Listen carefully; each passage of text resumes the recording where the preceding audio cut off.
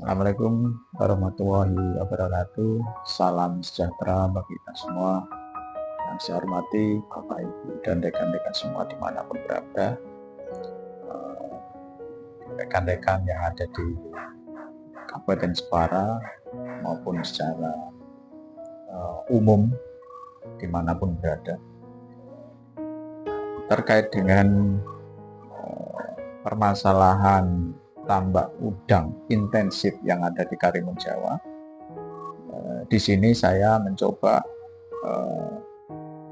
ingin menyampaikan suatu pemahaman yang mungkin ini bisa menjadi suatu edukasi dan pemahaman bagi kita semua terkait dengan permasalahan tambak udang di kawasan strategi pariwisata nasional Karimun Jawa. Yang kita ketahui bersama bahwa sampai saat ini masih dalam proses sidang di Pengadilan Negeri Jepara. Jadi ada penerapan Undang-Undang Konservasi dan Undang-Undang Lingkungan Hidup di situ. Tapi saat ini saya tidak akan masuk ke situ. Jadi saya ingin memberikan suatu pemahaman dasar, jadi supaya kita semua tahu, memahami apa dan mengapa. Jadi di tambak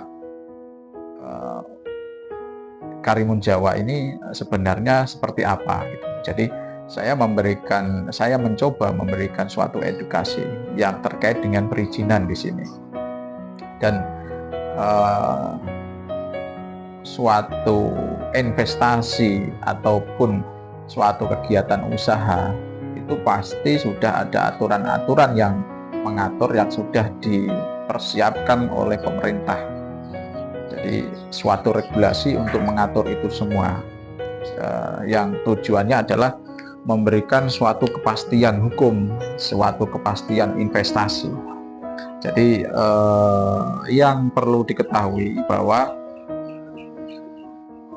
tambak udang di Karimun Jawa yang dalam hal ini ya tambak udang intensif, karena tambak udang sendiri itu ada beberapa kriteria ya, tambak tradisional, tambak semi intensif, intensif dan super intensif. Tapi pada saat ini itu nanti bisa saya sampaikan di sesi lain mungkin. Yang khusus pada saat ini saya ingin menyampaikan suatu edukasi perizinan. Jadi perizinan tambak udang atau secara umum suatu investasi sejak diundangkannya Undang-Undang Cipta Kerja ya, Undang-Undang Cipta Kerja nomor 11 itu. Secara khusus di sini tambak udang itu sebelum adanya Undang-Undang Cipta Kerja ya, berarti sebelum tahun 2020 itu harus memenuhi 21 perizinan. Sementara setelah diundangkannya Undang-Undang Cipta Kerja tahun 2020 itu petambak, istilahnya pelaku usaha tambak itu diwajibkan memenuhi 6 persyaratan perizinan. Nah, dalam hal ini bisa kita lihat dari 21 perizinan sebelum adanya Undang-Undang Cipta Kerja, setelah diundangkannya Cipta Kerja menjadi 6 perizinan. Nah, secara khusus untuk tambak udang di Karimun Jawa misalnya, atau tambak udang itu di situ tambak udang suatu kegiatan usaha untuk dalam hal ini adalah budidaya ya, budidaya udang faname, dan di kawasan strategi pariwisata nasional. Tentunya regulasi-regulasi atau aturan-aturannya itu tidak sama dengan yang ada di luar kawasan strategi pariwisata nasional. Tapi saat ini ya, kali ini saya ingin menyampaikan secara umum saja. Meskipun di kawasan strategi nasional pastinya ada peraturan-peraturan khusus yang untuk dipenuhi. Nah, Kali ini ya, ingin saya sampaikan suatu edukasi pemahaman secara umum bahwa perizinan tambak udang ya, secara umum setelah diundangkannya Undang-Undang Cipta Kerja tahun 2020 ya, nomor 11 itu, dalam hal khusus perizinan tambak udang ya, kalau mengacu pada PP nomor 5 tahun 2021 yaitu terdiri dari persyaratan dasar ya. Persyaratan dasar itu masuk dalam persyaratan utama. Jadi sesuai dengan PP nomor 5 tahun 2021 itu ada persyaratan utama, ada persyaratan pendukung, dan ada persyaratan pelengkap. Nah, dalam persyaratan utama ya khusus kali ini atau pada saat ini ingin saya menyampaikan persyaratan utama. Jadi persyaratan utama itu mencakup apa saja. Jadi persyaratan utama itu apa kan gitu. Jadi persyaratan utama itu persyaratan yang wajib dipenuhi ya, yang wajib dipenuhi sebelum melakukan usaha secara komersil. Ya, berarti bisa diartikan persyaratan yang wajib dipenuhi sebelum kegiatan usaha tersebut beroperasi. Ya, di sini ada persyaratan utama itu ada persyaratan dasar dan ada perizinan berusaha berbasis risiko. Jadi persyaratan utama itu ada dua, persyaratan dasar dan persyaratan perizinan berusaha berbasis risiko. Ya, tentu dasarnya adalah tadi PP nomor 5 tahun 2021. Nah, yang dinamakan persyaratan dasar itu apa? Nah, persyaratan dasar itu tentunya berkaitan dengan pertama ya, kesesuaian pemanfaatan ruang. Ya, dalam arti kesesuaian kegiatan usaha tersebut terhadap pemanfaatan ruang.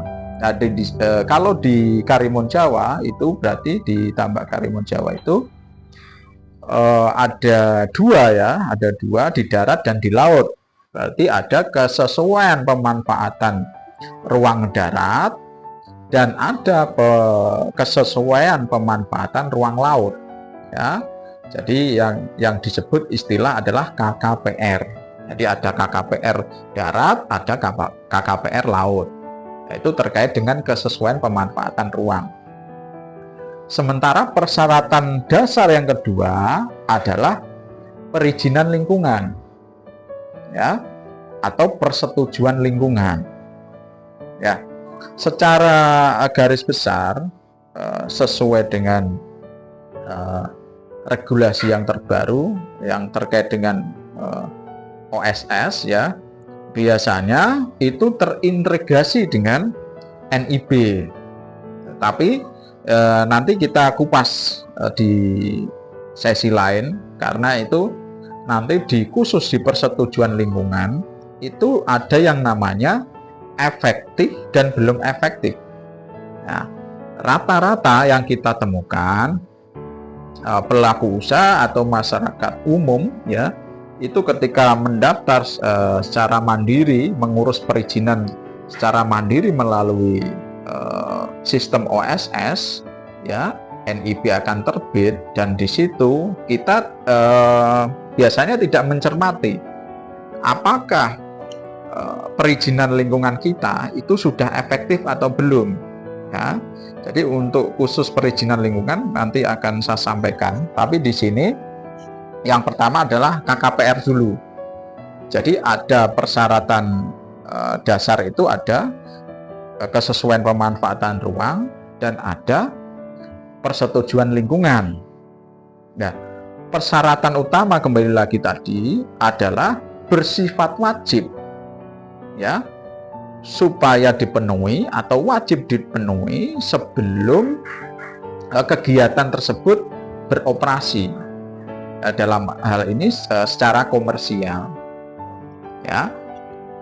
Jadi tidak mungkin ketika perizinan atau persyaratan utama atau dalam persyaratan dasar tadi ketika tidak terpenuhi, secara otomatis perizinan lanjutan ya itu tidak akan terbit. Ya, itu secara urutan seperti itu. Kembali lagi, persyaratan dasar KKPR itu seperti apa? KKPR itu tentunya mengacu pada Perda. Ya, jadi persyaratan dasar tadi kan ada dua, kesesuaian pemanfaatan ruang darat dan ada kesesuaian pemanfaatan ruang laut. Nah, kesesuaian atau KKPR darat tentunya mengacu pada Perda di daerah tersebut. Secara administrasi wilayah tersebut masuk wilayah mana. Nah, kalau Karimun Jawa secara administrasi masuk dalam wilayah Kabupaten Jepara, ya, sehingga mengacunya pada Perda Kabupaten Jepara. Nah, dalam hal ini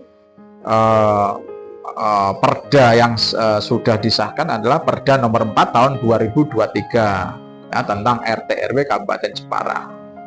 Tapi kita lihat tambak di Karimun Jawa ya, tambak intensif, saya garis bawahi, tambak intensif di Karimun Jawa itu sudah ada sejak 2017 ya sampai sekarang, atau sampai kemarin adanya penertiban itu, sehingga tidak serta-merta bisa diberlakukan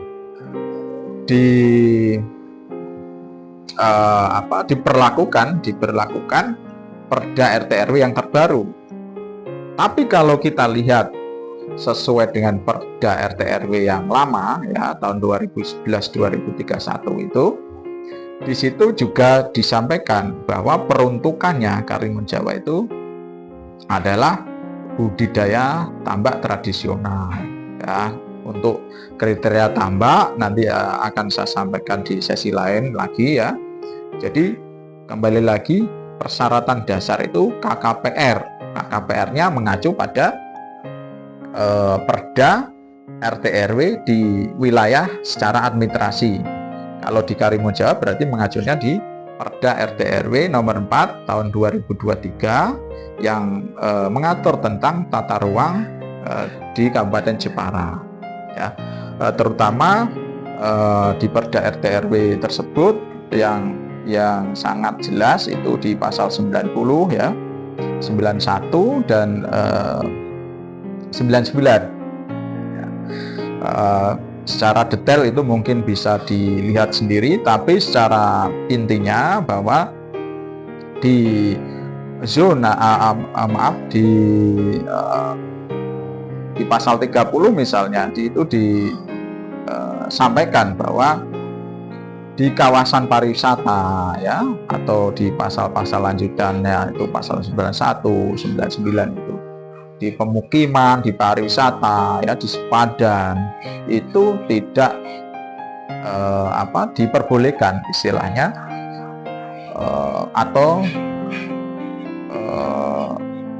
istilahnya tidak diperbolehkan untuk kegiatan usaha budidaya perikanan ya,